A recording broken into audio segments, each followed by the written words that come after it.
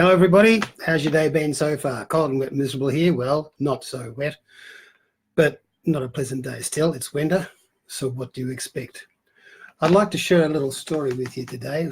Way back in the day when I was a young man and I just recently got married. It was Christmas time, and a little girl, maybe 4 or 5 years old, we went out and got a live Christmas tree, which is what we like to do. And being ambitious, it turned out that the Christmas tree was way taller than the ceiling, so we had to cut a couple of feet off the top of the tree.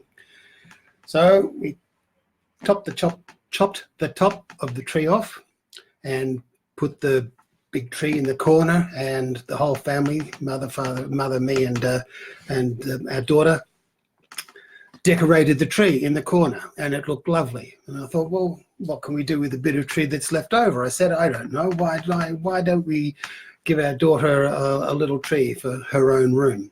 So we did that, and I said to you, we'll put this bit of tree in your room, and we'll decorate it, and it'll look lovely. And we did that too, and she did it, and everything was fine. And then we walked out, went back into the other room, and she was crying. She was not bawling, but she was really sad about something. And I thought, I didn't know what had happened. We just had a wonderful time decorating the trees together and everything. I said, why are you sad? Don't you like your Christmas tree? She said, yes, but I want to share yours. I had no idea that this was the message I was giving. Of course, the tree in the front room is for everybody. And I thought she'd be pleased to have her own. She didn't see it that way. She soon did. We got over that. But this shows you, as a parent, you think you're doing something wonderful for your kid, and all with great intentions, and actually what you're doing is upsetting them. So this is why you have to be careful about what you say. And you can think about it and still overdo it. The important thing is that the child trusts you to know that you can explain something, and that you have the courage, the strength, the vulnerability to be able to say, oh gosh, I was wrong. I didn't think you'd see things that way. I didn't mean anything. I'll accept the blame for that. Please understand that everything is okay and everything's all right. Misunderstanding can also go the other way, and this is the real point for us as parents. We hear what the child says, but we really quite often don't understand what the child is trying to tell us.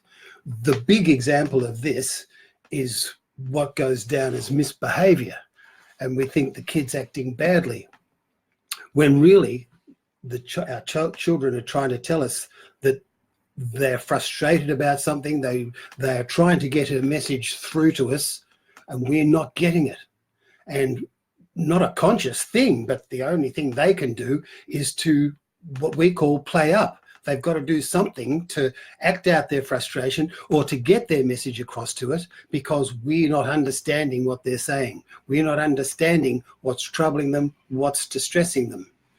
And most times when kids are behaving badly or not communicating, it's because they've got the feeling in their head, but they don't know how to get it out to us. And we misunderstand what they're doing as just defiant, petulant, or bad behavior.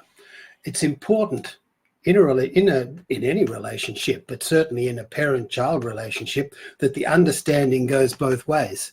And this is why we have to have honest, open dialogue and be vulnerable and accept when we don't know, say when we don't know, apologize when we've done the wrong thing. So I hope you understand that often the message is given from us to the kids or from the kids to us, and what has come out has been completely misunderstood by the person receiving it.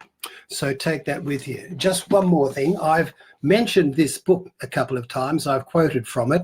It's freely available from my site, and I'll put the link in the comments below. So if anybody wants to get a copy of it, they can. Thanks a lot. Talk to you again tomorrow.